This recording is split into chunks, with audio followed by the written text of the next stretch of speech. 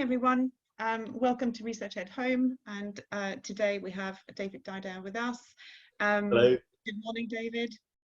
All right, so David is an education consultant and a writer, ex-teacher with lots of experience, author of the Learning Spy blog, which has been going for, what, 10 years, David? Almost. Something like that. And some really helpful books as well, such as What If Everything You Knew About Education Was Wrong? Always makes me, it should be were wrong, right? And the latest book was Making Kids Cleverer. So some really interesting writing that he's done. Today, though, you're talking about attention. I am. So without further ado, if you want to get started, David. Okay. Thank you very much. Thank you very much, Helene. And I welcome to anybody that might be listening. Oh, apparently there's 150 of you. So thank you. Thanks for coming. We're going to talk about this idea of paying attention, and I'm going to start you off with a quotation from the grandfather of psychology, William James, and the bit that I think is useful and important and worth us discussing a little bit is the bit that I put in bold at the end, that attention on one thing applies withdrawing attention from something else. And so that when psychologists talk about attention, when they investigate attention, they normally refer to 4 distinct types. And you might be familiar with some of these. So the idea of selective attention, which is the sort of thing that you get when you're in a restaurant. Well, obviously nobody's been in a restaurant for some time, but if you're in a crowded restaurant and you block out the distractions in order to concentrate on what the person that you're eating with is saying to you. Maybe during lockdown you've been blocking out your children so that you can focus on Netflix, that sort of thing. Then sustained attention, which is the ability that we have to sort of become immersed in a task, and it can become almost sort of effortless, and we have the idea of time passing without us really noticing it. We've got this thing that's sometimes called executive attention, which is our ability to monitor what we do and say, okay, so I've done, I've got about 10 minutes before I have to do this, and I've completed these tasks, and this ability to do that. And then we've also got the phenomenon of divided attention or multitasking, and that's what we're going to spend a little bit of time talking about next, this idea of multitasking. So basically, multitasking is being able to focus on 2 different cognitive processes at the same time with no loss of concentration. And that's impossible for human beings, I'm afraid. Not even women can do it. But what we can do is task switching, which is diverting our attention between 2 or more tasks at the same time. So I've put here a reference to a paper by Paul Kirshner and Pedro de Rucker. I'm sure I've said that wrong. Apologies. And I've stolen this image from Paul Kirshner, which is a visual representation of what happens when we task switch. So that if you can see where it says start, where let's say you're a student and you're doing some revision for a test, that you might start your study, and then your phone pings or you get a notification on your screen and you switch your attention to your social media. Now, when you switch your attention, there is a period of time when while your mental tracks are reformulating and you're switching schemas between one thing and another. And so during that switch, we get we undergo a reinstatement search where we're looking for the new information that's relevant to the schema that we've just switched. So once that reinstatement search is over, then we'd start on that new task. And then after we've checked our messages or whatever it is that we've done, then we switch back to the task, the revision. And each time that we do this, each time that we switch, it takes us time, But more importantly than that, perhaps, is we start making mistakes, we lose concentration, we misremember things, and there are all sorts of ways in which, sort of consequences, which we'll look at in a moment. But you might have seen this before. This is one of the classic ways of trying to measure and look at our ability to task switch. And so the colours test is a very simple, straightforward test where you read off the different colours, and this should be incredibly quick for anyone trying to do this. But if you've ever tried this, then it takes more effort. And just the act of switching between the colour that the writing is in and the distraction of the words, which are obviously relating to different colours, forces us each time that we're looking at the word to switch between mental tracks of text and colour. And it takes people on average quite a bit longer to do that. And this is something that is called the Stroop effect, named after the first person to discover this. And so it takes us longer, and we're more likely to make mistakes when we task switch, even on something as trivial as the difference between words and colours. So some key points to make about attention. Firstly, it's limited.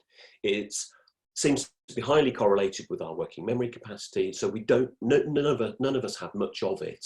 Some maybe marginally more than others, but for everybody it's limited. And it's obviously, as we talked about before, it's selective. As James pointed out, we withdraw our attention from some things to focus on others, so we don't know the things that we're not paying attention to. And we can't help really but be orientated to new stuff, to ideas. Someone just flashed up a question here, which is, does writing notes as you're listening have the same effect as task switching? I'm sure it probably does, and I can't sort of quote chapter and verse on this as we go, but one of the advantages of some kinds of task switching, so if you're taking notes as you're listening, one of the things that you have to do is paraphrase what the person that you're listening to is saying. And one finding is that if you are taking notes on a keyboard and you're typing notes, many people can type very, very quickly, and therefore there's less paraphrasing that goes on, and they can type almost verbatim what's happening. And when we do handwritten notes, that is going to be slower, and the fact that it is slower causes us to sort of recapitulate what's been said and turn it into our own words often, and that can be actually a real advantage. Someone saying, unless you're an audible learner, I think that's a lol point. Anyway, I'm gonna move on. We're orientated towards novelty, and if new stuff is exciting to us, and we can't help really but switching our attention to it. So let's have a bit of a think about some of the consequences of task switching. So in a series of quite interesting studies, students, undergraduates typically, are recruited, and the researchers involved recruit self-confessed, self-defined heavy media multitaskers. And these are people who say that when they're studying, when they're doing one thing, then they will have, for instance, several screens open at the same time. They might have music playing, they might have their phone out, and all of this stuff going on. So when heavy media multitaskers are pitted against people who self-identify as light media multitaskers, the heavy media multitaskers seem to have various consequences or traits. And one of the things is that they seem to be slower at detecting changes in visual patterns. And that's quite interesting. So we said earlier that our attention is orientated towards novelty. Heavy media multitaskers seem less good at noticing novelty. They're also more susceptible to remembering things wrongly, to thinking that something was so when in fact it wasn't. The task switching, the reinstatement searches that go on during task switching take longer for heavy media multitaskers. They seem to be more easily distracted, so that there's more task switching going on, and obviously that's slower too. And then to stray into neurobiology, we've also found that people who identify as being heavy media multitaskers will have less grey matter, less myelination in the prefrontal cortex, which is a region of the brain most heavily associated with controlling attention. And you know, I'm tends to be cautious of straying into neurobiology, but we're going to do it just for the hell of it briefly.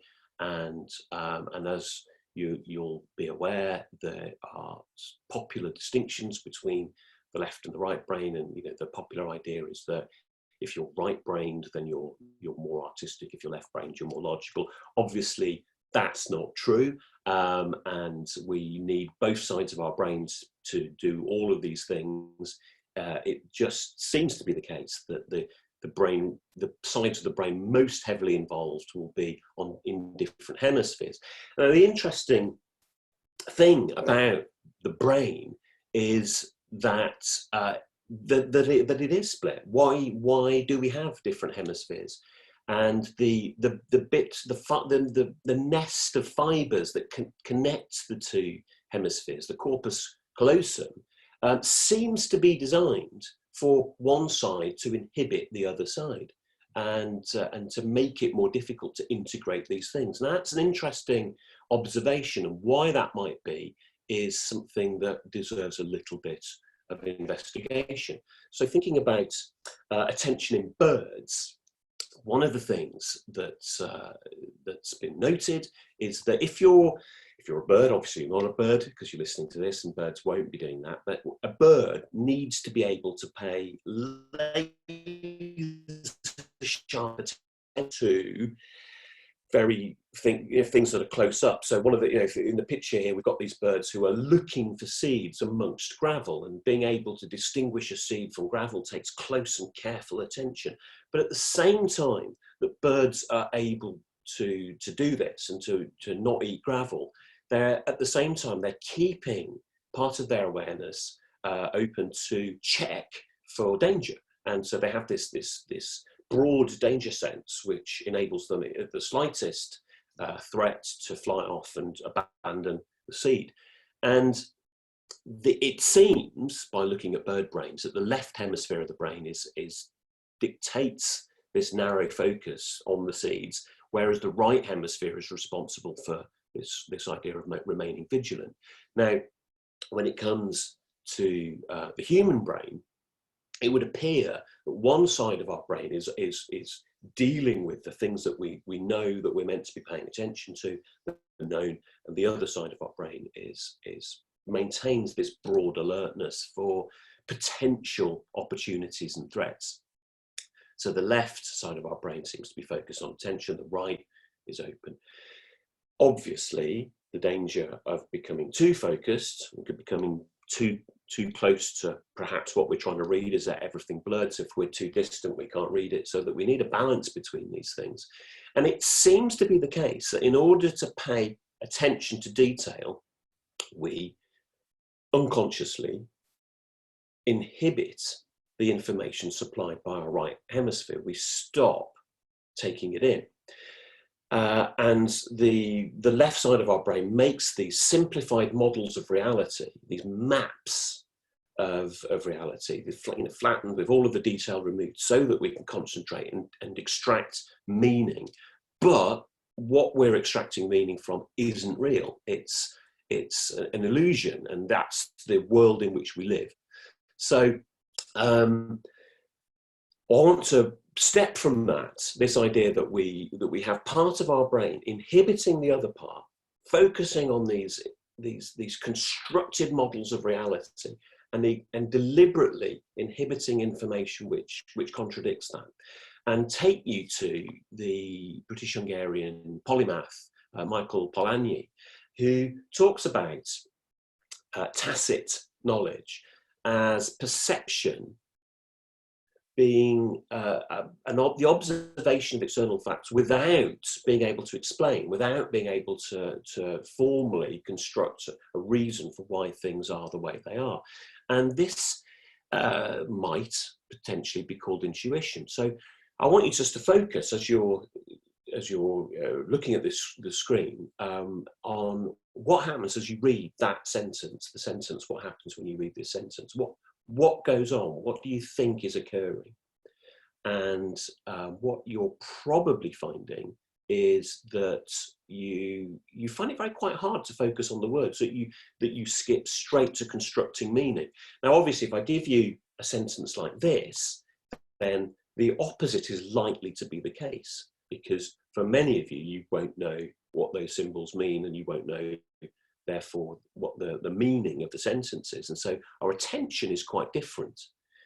And if I have a halfway house now and give you this sentence, then there's a slight disorientation as we try and work out what's going on here. And the fact that the syntax is wrong forces us to reshape the words into something which is meaningful. And the way in which we're using our attention here is different from the way we're using our attention in the first sentence that you read. And the point that Polanyi makes is some of our attention is subsidiary. There are bits that are important, that are constructing meaning, but we don't have oversight of them. We don't know what's happening. We're not conscious of them. They're not explicit. So when you first read the sentence, the first of those 3 sentences, you probably weren't focusing on the letters or the words, just on the meaning. And your awareness of the letters and the words was subsidiary. Now, from here, I want to make a distinction between attention and something I'm calling noticing, which has no empirical validity at all. It's just something I've made up. And what I want to suggest to you is that intuition, the flashes of insight that we often have, or some of us have, is the emergence of things that we know, that we've stored in our long-term memory, but that come without our conscious intention. We don't retrieve them in the way that we retrieve other information. It just seems to suddenly emerge.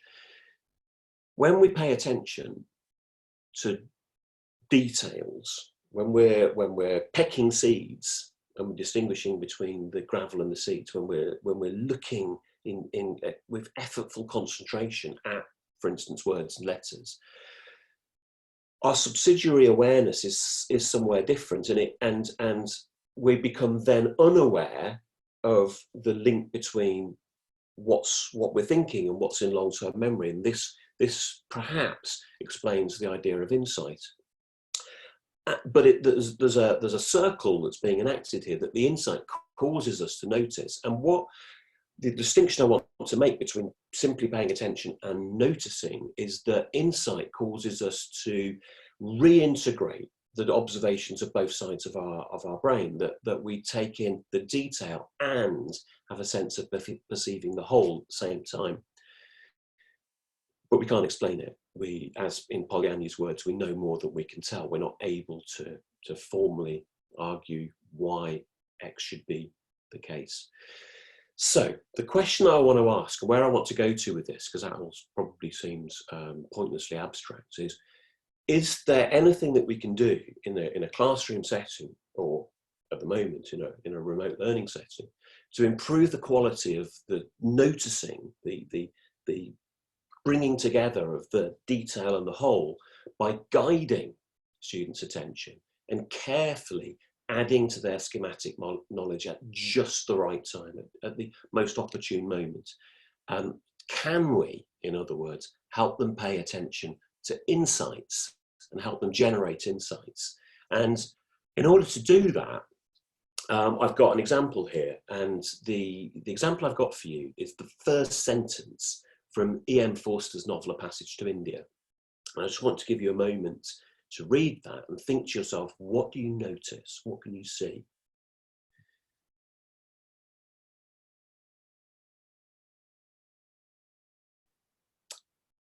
And you might have noticed a range of different things, but because I didn't give you much guidance, because I didn't guide your attention, that will have depended on very much on what you brought to the sentence.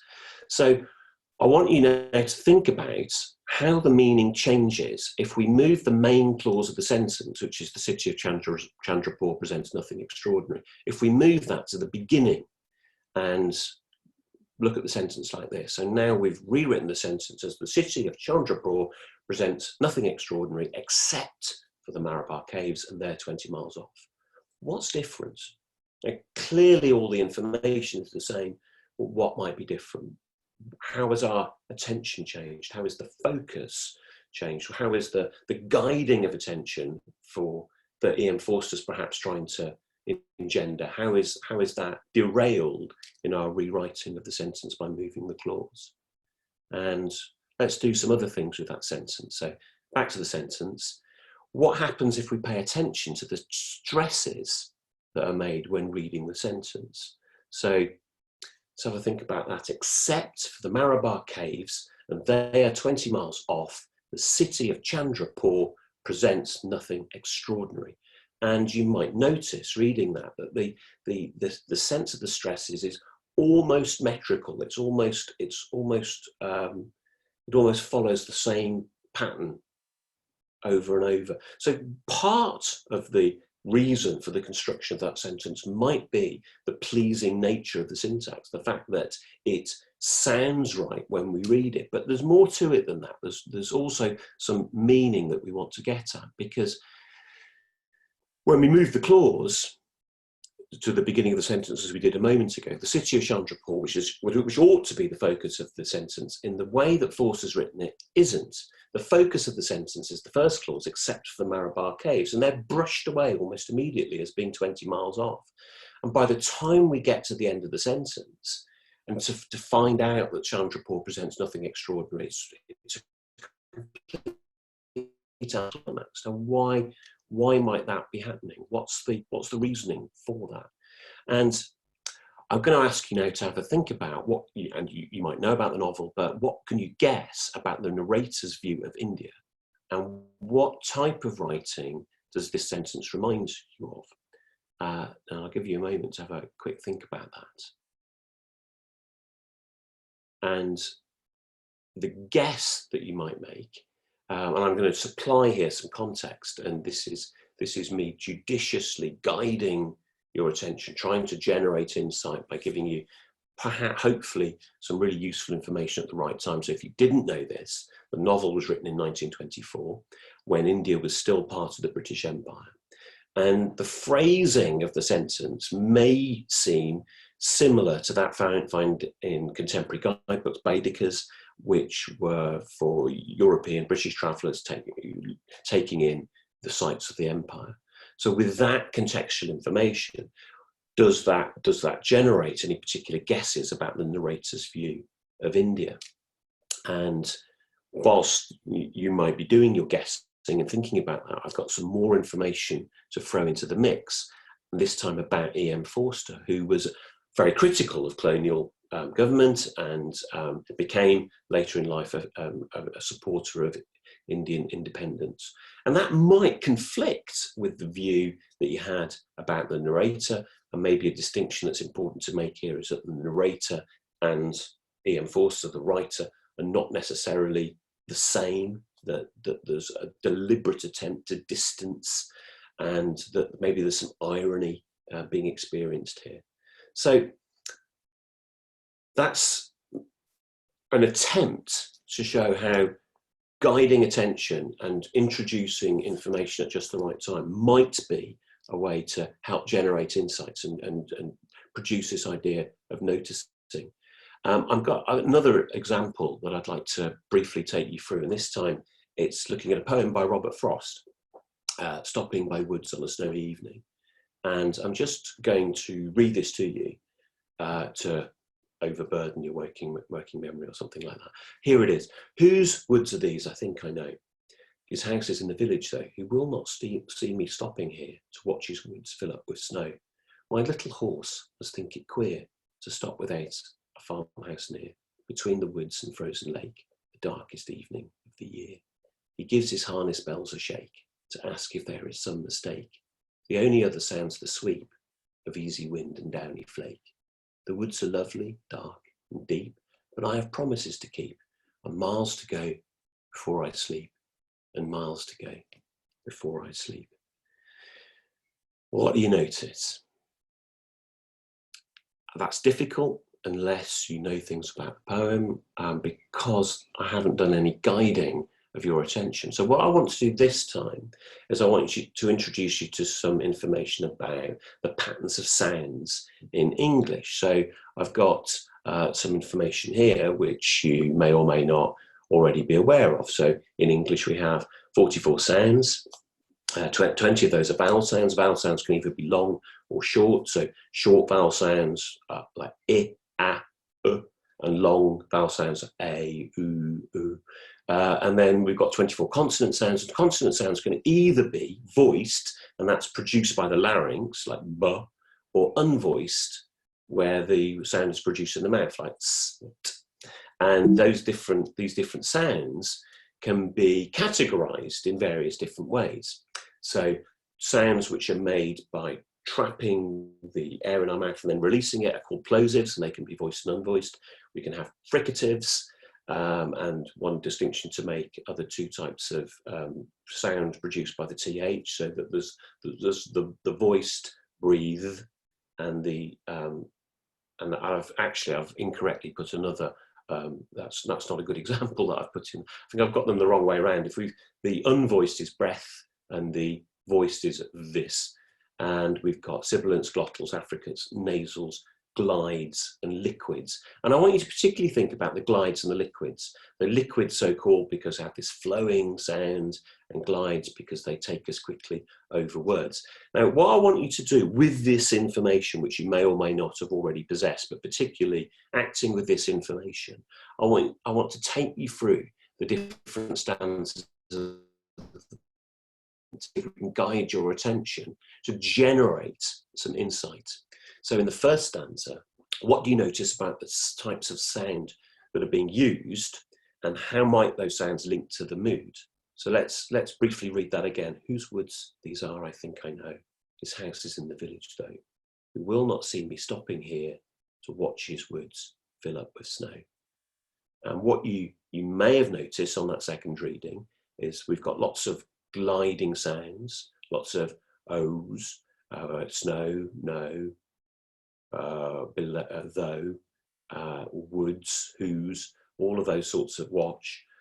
We've also got we've got several liquids. We've got the double L sound in village, will, fill, and there are very, very few plosive sounds. And one of the perhaps the only one is in the first line in the word think, and we've got that unvoiced plosive at the end of think, but it's softened and absorbed by the long vowel sounds. Think I know. So it's sucked in. And the mood in that poem is fairly relaxed and gentle, and there's not anything particularly happening. And so maybe the sounds fit with that. But let's see if anything changes in the second stanza. So here, let's have a think about whether you notice anything different about the sounds, and whether or not those sounds may reflect any change in mood. So here we've got, my little horse must think it queer to stop without a farmhouse near, between the woods and frozen lake, the darkest evening of the year. And you've hopefully noticed sort of the introduction of different sorts of sounds. So in that first line, we've got the sort of rustling whisper of my little horse must. And then we've got the plosive at the end of think again. But this time, look at the way it emphasizes the sound, think it queer. It's like a click of attention. It's guiding us. And look, if we look again at the also at the ends of the lines, we've got the third line ending with another click, lake, and that sticks out because all of the other lines end with a long vowel followed by the liquid R. And so we've got the introduction of slightly more discordant sounds. How might that reflect a change in the mood? Well, we've got the horse questioning, thinking it's queer, and maybe, you know, the space between the woods and the frozen lake, the darkest evening. Maybe we've got an introduction of some doubt and uncertainty. If we move to the third stanza, again paying attention to the sounds, what happens to the mood now? He gives his harness bells a shake to ask if there is some mistake. The only other sounds the sweep of easy wind and downy flake. And now the dominant rhyme scheme now is with that plosive sound at the end, the snapping of the finger. And even the third line, which is obviously different, is it produces a sound that stands out. We've got the sense of the poem. If there was doubt in the second stanza, maybe that's a bit intensified now. The horse seems to be a little bit uneasy, but it's not clear what's going on. And then in the last stanza, what happens now? The woods are lovely, dark and deep, but I have promises to keep, miles to go before I sleep, and miles to go before I sleep. And it takes us back to the beginning of the poem. The sounds are much softer, there's much less harshness, and it can, on first reading, it can seem that nothing really happened. It's just a sort of pastoral depiction. But by paying attention to the sounds as we go through it, and thinking about this sense of uncertainty that's generated, when we get to that final stanza, there's something about that for me. The sort of insight that's generated for me is that it reminds me of fairy tales and being lost in dark woods, and I get the sense that the narrator is somehow lost in the woods and lost in the snow, and I have this sense that, you know, especially with that repeated final line, that of perhaps sort of freezing to death when lost out in the snow, and that could well be wrong, but it's an insight generated by the application, judicious application of knowledge, what I know, and paying attention to a particular aspect of the poem, sound. And it's that kind of trying to pay attention to the detail and the whole at the same time that I think is worth paying attention to. I hope that made sense to you, and it's the first time I've talked about this, so if there are mistakes or errors that I've made talking through this, please let me know what they are, but gently. But these are the key points. These are the things that I want to sum up with. So it's hard enough just to pay attention, and we'll just remind you there about the difficulties that come with switching attention between different tasks. That's hard enough. We are always aware of two different modes of reality at the same time: the detail and the big picture, the seeds and the potential threats and opportunities outside our attention. Our attention inhibits, our focus often inhibits wider awareness. By paying attention, we can inhibit insights. And so through guiding that and carefully adding to student schema, possibly not only can we improve the quality of attention, but we can get them to be better at noticing the sort of insightful links between what they're seeing and its meaning, its significance, that depending on what you're teaching might well be an important part of the subject for you. I hope that you found some of that interesting and useful. I can see a few questions came in as we were speaking, and I'll deal with, go back and I'll track through and I'll deal with some of those. If you're interested in any of this, I would recommend these books that I found particularly interesting and helpful to generate all of this stuff. The example of the first sentence from Passage to India comes from Terry Eagleton's book, How to Read English Literature.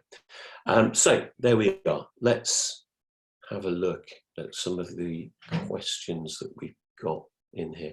Have you referenced this for these particular conclusions? Well, the references that I have got are hyperlinked in the slides. The slides I will make available for anyone that's interested in them. Slightly related tangential. Have you? Yes, I have. Have any of these? Yeah, I think it's really, really interesting, and it's a long book, and it's an investment in time. But I would definitely recommend reading McGilchrist, The Master and His Emissary. Is there a case for the language of instruction and explanation then to consider where we place emphasis in order to guide students? Yes, absolutely. The language that we use and what we're pointing to is absolutely crucial. I think a lot of the time when our focus is on instruction, it can be at the cost of content. Instruction is the finger pointing, but the content is what we're pointing towards. And I think it's it's certainly possible, and I've been guilty of this myself, of being so obsessed with the how that I've made it perhaps less easy for students to pay attention to the significance of what the instructions are meant to be focused on. I hope that answers Helen Blanchard's question. Might guiding attention help the level playing field? Yeah, well, it might help. And I think that, yes, by judiciously introducing the knowledge that students might find necessary or useful at the exact time that you want them to pay attention to a particular thing, it's exactly that kind of focus where instead of just saying to someone, we'll leave it to chance and you bring in whatever prior knowledge you may be fortunate enough to have, we're actually perhaps, yes, leveling that playing field. Someone said they've got their question answered. Can we go back to the slide of further reading? Yeah, we can. We can indeed. So Michael Pagani and Harry Prosh's Meaning was written in the 1970s, and it's an attempt to find a balance between scientific, empirical understanding and the fact that that isn't enough to unpick everything, that in order to get at meaning, we need also to look at other ideas. And it's a similar theme in Michael Oakeshott's essay, The Voice of Poetry and the Conversation of Mankind. And Oakeshott's view is that the sort of dominant voices are science and practicality, and the voice of poetry is at risk of going unheard, but it does have an interesting and useful contribution to make. And by poetry, it basically means all artistic endeavour, not simply poems. And a similar point is made by McGilchrist, and he looks at the history of knowledge and how tries to join together the idea of neuroscience with meaning, and suggests that in the modern world we're much too good at one particular kind of attention, and where we've become less good at the tacit, the insightful, and we pay less attention to that. Yes, that's the reading list. Can I read out and clarify the questions more slowly before I answer them? I could have done that. Yes, fair. I could indeed have done that. And we've got one more question here, which is, what is your opinion of what deadlines do to us? Well, they cause us to pay attention in particular ways, and they probably also cause us to not pay attention to other things. And I would imagine that working to a deadline is a particular way in which we will inhibit some of the potential insights that we might receive. When we're reading a text we want to teach, do we need to be guided in our reading so that we can guide our pupils? Yes. I think I've answered that, but if I haven't, do feel free to chip in. Is executive attention responsible for metacognitive skills, and how can these be developed?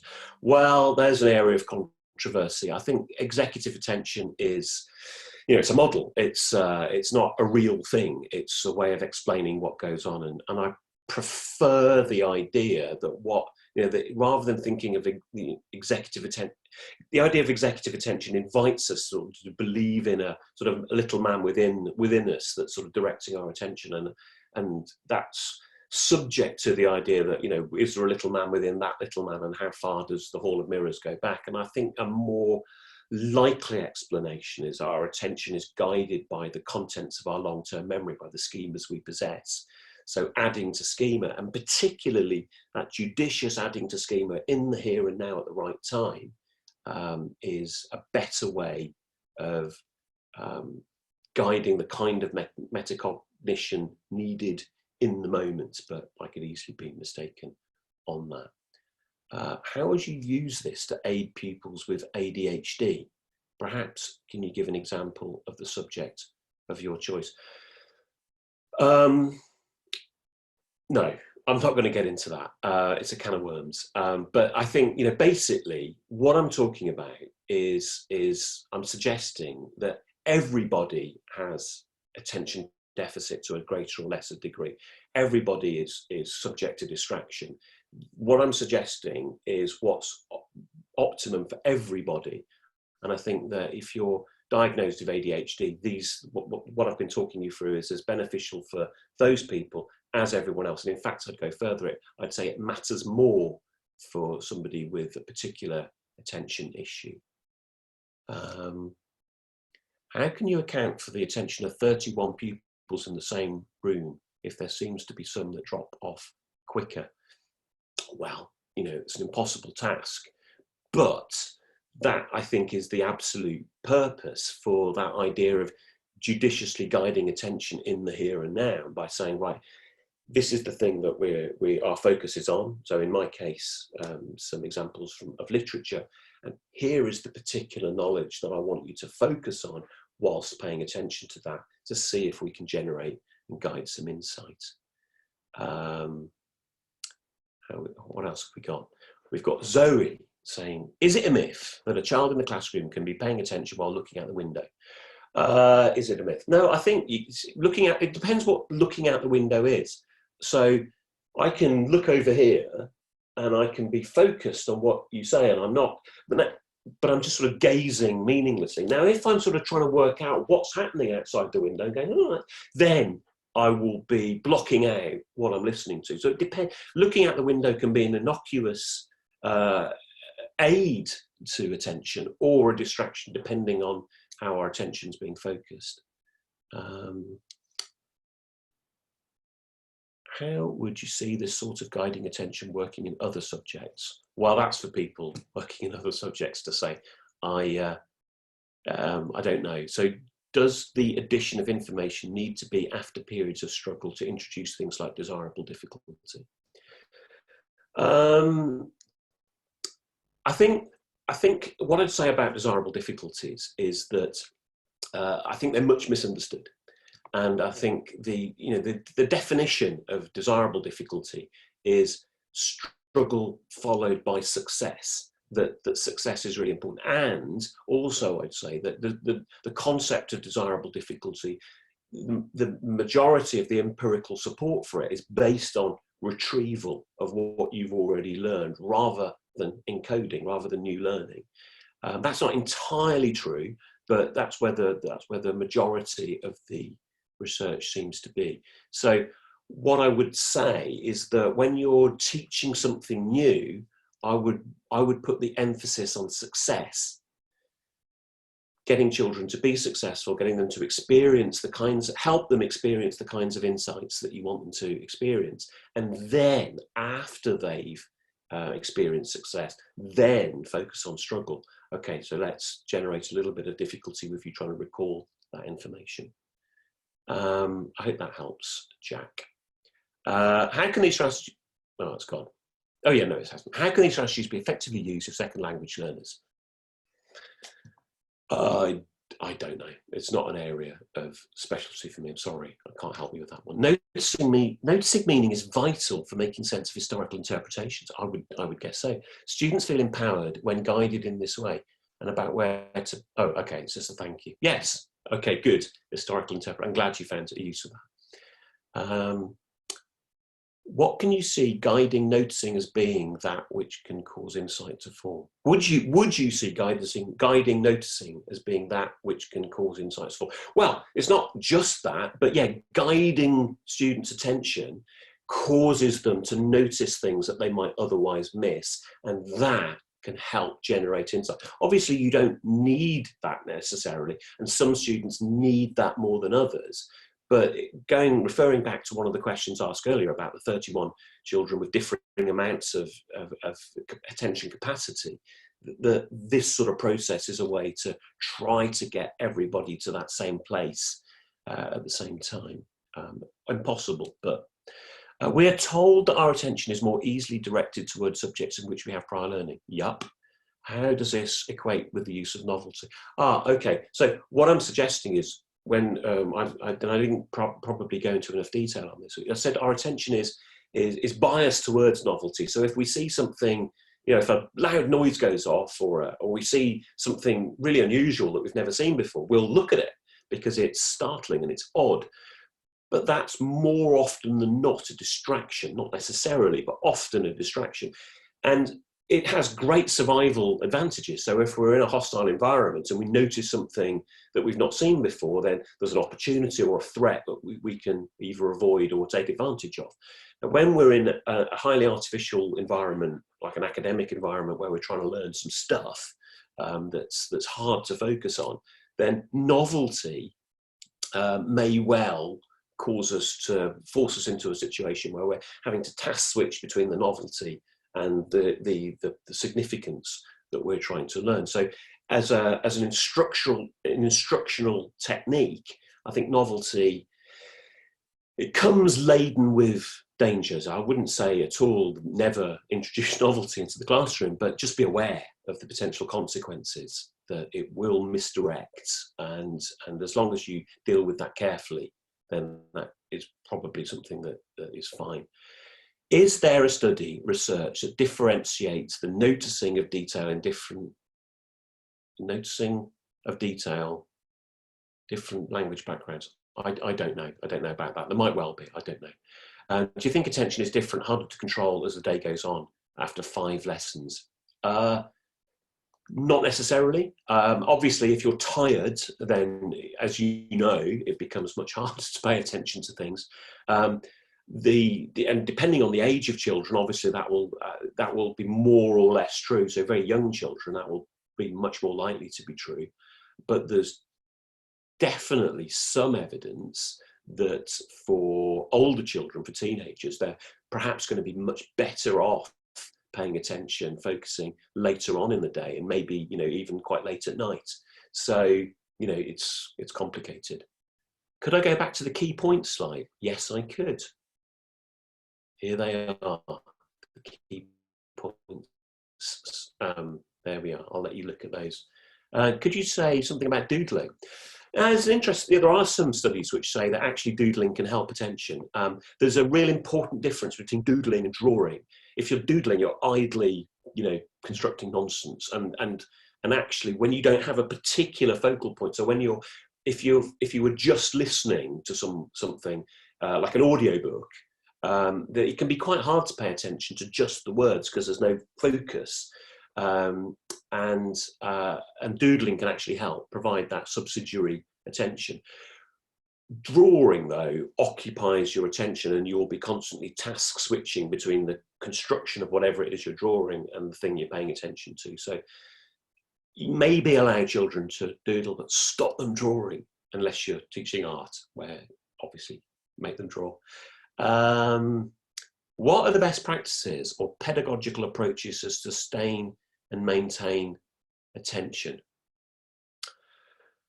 I think that's probably too big to get into, and I think it depends on all sorts of things. I don't feel able to answer that now. Sorry. Is there anything to suggest that recognising pupils' right side brain can allow it to stand down? I just don't think, and I should apologise unreservedly for mentioning brain hemispheres. At a classroom level, that has absolutely no significance for anyone. Don't worry about any of that. The point in introducing it to the talk was to say that there's a biological reason, or appears to be a biological reason, for the fact that when we're directing our attention at one particular thing, we're inhibiting our ability often to gain insight. And the suggestion of what I was talking about is a way of guiding attention to better allow insight, but don't get into right brain, left brain. It's a can of worms. I've been doing a puzzle while listening to this. Was this a bad idea? Yes, it was. What advice would you give for guiding attention in period 4 before lunch, when students are hungry and have split attention? Yeah, that's a tricky one. What I'd be mindful of what I was always mindful of as a classroom teacher is I would look at my timetable and I would look at the lessons that my different classes had during a day, and there would be some lessons where I'd think, okay, that seems to be a perfect time for introducing new and challenging content, and that's a much better time for doing some consolidation type stuff. And so if I've got a lesson where I know I've got a class of hungry students to contend with, then I would be probably more inclined to get them on working on consolidation rather than struggling and contending with new content. But there's no empirical support for that opinion. That's just what I reckon.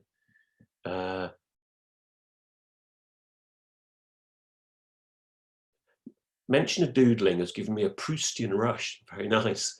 I've just recalled that I used to doodle a lot and make models out of blue tack in classroom at school, and now I do not ever. What does that imply about my attention as an adult? Well, I don't know. I'd have to know you, but I know I find when I go to training or listen to people, I do doodle. So I don't know what that implies about you or me, but doodling can be good. How are we doing? Some students say they can concentrate on their independent work only if they listen to music. Do you think there might be any explanation for that at all? Could it be even just a relaxing effect? The idea that people can concentrate better on independent work when they're listening to music is mostly wrong. It's a delusion. And there are some very specific cases where that's not the case. So essentially, music is very, very distracting if it's loud, so volume's an issue. If it's at a particular speed, so you want to reduce its speed. I think from memory, something like 60 BPM. I'm reaching here, but the speed at which Bach concertos unfold, I think, is ideal. But anything fast-paced will be very distracting. Anything with lyrics is god-awful. So if it's got lyrics, then that's an attention sink. And one of the biggest indicators of music being distracting is if you like it. So listening to stuff that you like and you're familiar with that has lyrics and is fast-paced and is loud is a nightmare. Listening to something you don't like or unfamiliar with very, very quietly and very, very slowly might be fine. There is or used to be, I'm not sure if it's still there, but Stanford University used to have a thing on its website where you could submit yourself to do a multitasking experiment where you could listen to music and then do a little test. And I think from memory, their data showed something like only about 3% of people did better listening to music than not, but don't quote me on that. And I don't even know if that link's still there, but it was I made my eldest daughter do it, who was swore blind that she concentrated better listening to music. And obviously she didn't, but she still fights me on that. Someone just sent me a link. Thank you. I don't know what that is. Oh, it's about music. Thank you, Andrew, for sending me that link. Maybe we can put that up on the YouTube channel when this goes on YouTube. Thanks for that. Is it easier to concentrate focus on information depicted on a small display rather than a big one? I don't know. I imagine that there's something there so that when you're in a cinema and you've got that huge screen to look at and there's something happening in this part of the screen and you're having to physically withdraw attention as well as mentally, that might be an issue. I don't know. It's a good question, but I don't know. Okay, so here's one. Would you suggest that this might be useful in persuading students that multitasking is a myth? Yes. Periods of silence while working are very useful. Yes, I would tell them that often. I can't remember the reference for it off the top of my head, but there was a really interesting study published a couple of years ago where the researchers took 3 groups of students and they all performed a similar task. The first group had their phones switched off on the table in front of them. The second group had their phones switched off behind them. And the third group had their phones taken away in a completely different room. And the first group, the group with the phones switched off on the table in front of them, did significantly worse on the task than everybody else. And the rationale for that, if I can remember, was that even though it was off, we're so used to phones giving us notifications that the researchers felt that the subjects in the trial were just looking at their off phone, that even though it was off, it was still exerting the sort of gravitational effects on their attention. So telling kids that sort of stuff, saying to them, look, if you're going to study, if you're going to do something that requires sustained attention, give yourself 10, 20 minutes, whatever you feel is reasonable. Then give yourself a break where you go and listen to music and check on Snapchat and all the rest of it. And deliberately take that break and then come back. But task switching between the two things all the time is the worst possible way of using your time. Can heavy multimedia taskers reverse the effects? There's at least some evidence that maybe not, or that it's very, very difficult to do that. That because of the difference in the myelination of the prefrontal cortex, that actually trying to change your habits and become less of a multitasker is really, really difficult. I'm sure not impossible, but you're at a severe biological disadvantage from the bad habits that you've got into. So trying to plead with students and say, I know we live in this connected multimedia world, but try and salvage as much of your brain as you can by not being sucked into this is probably a really useful message. Whether or not it's King Canute trying to stem the tide coming in, I don't know. How do you feel about reading texts aloud whilst having them displayed on the screen? Well, this is something that I've written about, actually. Again, I can put a link to this in the YouTube when it comes up.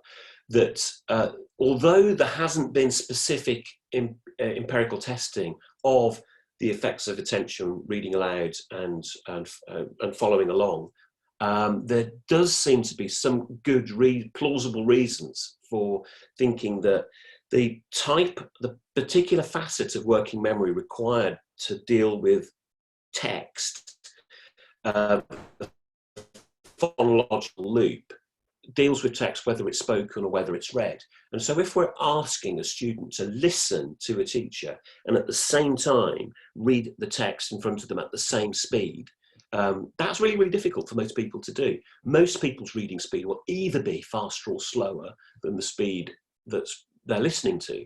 So not really a problem for skilled readers who will just block out what they're listening to and read ahead.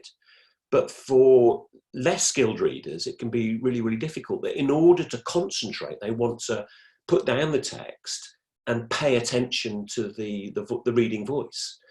And if we're telling them off and saying, no, come on, pay attention, and or having them put a ruler under and go along with their finger, then what's happening is all their attention is on where they are in the text, and there'll be much less capacity for them to remember what they've read.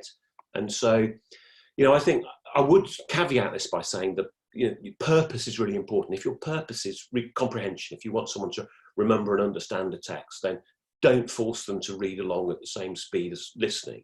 But if your focus is on, okay, I want you all to look at this passage and pay attention to this particular aspect of it, like I was doing with the Robert Frost poem, then it's important that you're able to see the text as well as focus at the same time. So, purpose matters. But yeah, there are some plausible reasons for being wary of making children follow along at the same time. Is introducing physical activity movement desirable between periods of study, say an hour? And if so, how long should the physical activity and the periods of study be? I think it's desirable. I know that there's some research on this. I'm not conscious of it, and I can't give you chapter and verse of it. I certainly wouldn't want to tell you how long, but I think, yeah, taking breaks in order to do something else and then come back fresher is probably a really good idea. It's not because people can't pay attention for longer, and as we all know, we can all be sucked into things and pay that kind of sustained attention, but when we're doing something difficult that's really demanding, like reading the Polanyi book that I was talking about, it's quite demanding text. So I find that I read a few pages and then I have a break and I go back to it because it requires a lot of attention. So it depends on the task, probably, as much as anything else. What do you know about habits such as having a specific place to work and a different place for hobbies and rest, etc.? For example, having a desk for work and leaving the lounge for rest. These habits improve attention and focus. I am aware that there's general guidance that it's a really good idea to separate out, as you say, those two things. But I can't cite you research on that off the top of my head. But yeah, I think it's a really good habit, and I think it's really good for children, for instance, particularly not to sort of lie in bed studying, to get up, to go to a desk. I don't know if the actual room makes a difference, but to put ourselves deliberately in a position where we're now in study mode and now I'm in break mode is probably sensible. And that is all the questions. There is one, I think. Okay. If you have time, because we really, it's noon anyway, but it's up to you. Have we addressed that? Would this imply that the teacher habit of clarification, stopping students to adjust or respond when in the middle of an independent task, creates a switching penalty for students and actually be counterproductive? Yeah, no, I mean, yeah, I was always awfully guilty for doing exactly that as a teacher. I get everybody into doing a task, and then I get a great idea and go, right, hang on, stop what you're doing. Yeah, of course it's a bad idea. There might be good reasons for doing it, but be judicious, be sensible, be cautious. But yeah, if you're asking somebody to stop paying attention on what you've asked them to do and pay attention to something else, obviously that's going to have an effect. Fantastic. Thanks ever so much. Thanks for coming. Those of you that stayed the course, I enjoyed it. I hope you did. Bye. I'm amazed that you've managed to answer so many questions, David. Thank you very much. Have a fantastic day. Thank you. Bye, everyone. See you tomorrow. Bye, David. Bye.